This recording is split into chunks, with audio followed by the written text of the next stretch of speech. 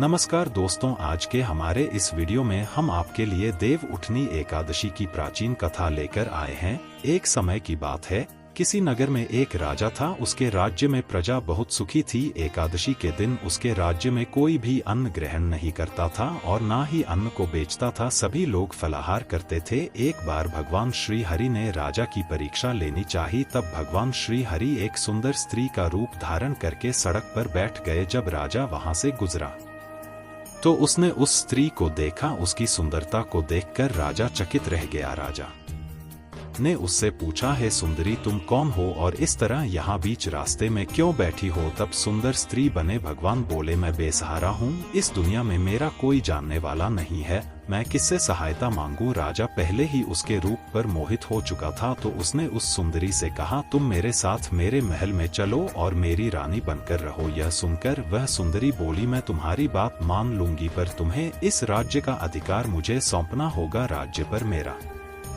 पूर्ण अधिकार होगा। मैं जो भी बनाऊंगी तुम्हें खाना होगा। राजा उसके रूप पर मोहित था, इसलिए उसने उस सुंदरी की सभी शर्तें स्वीकार कर ली और उस सुंदरी को अपने महल में ले गया और उससे विवाह कर उसे रानी बना लिया। अगले ही दिन देव उठनी एकादशी थी। उस सुंदरी ने सभी को आदेश दिया कि बाजारों में बाकी दिनों की तरह अन्न बेचा जाए। उसने महल में मांसाहारी भोजन पकवा तथा परोस कर राजा को खाने के लिए कहा। यह देखकर राजा बोला, रानी, आज देव उठनी एकादशी है तो केवल फलाहार करूंगा। तब उस सुंदरी ने अपनी शर्त राजा को याद दिलाई और कहा, यह खाना आपको खाना होगा, नहीं तो मैं बड़े राजकुमार का सर कटवा दूंगी। यह सुनकर राजा बहुत दुखी हुआ और उसने अपनी स्थिति अपनी बड़ी रानी से कही। तब बड़ी रानी बोली, महाराज, धर्म ना छोड़े बड़े राजकुमार की बलि दे दें। बेटा तो फिर मिल जाएगा लेकिन धर्म नहीं मिलेगा। ऐसा कहकर बड़ी रानी रोने लगी। तभी बड़ा राजकुमार वहां आ गया। मां की आंखों में आंसू देखकर राजकुमार ने अपनी मां से रोने का कारण पूछा। तब बड़ी रानी ने राजकुमार को सारी बात बता दी। इस पर राजकुमार बोला, मैं सिर कटवाने के लिए तैयार हूं। पिताजी के धर्म की रक्षा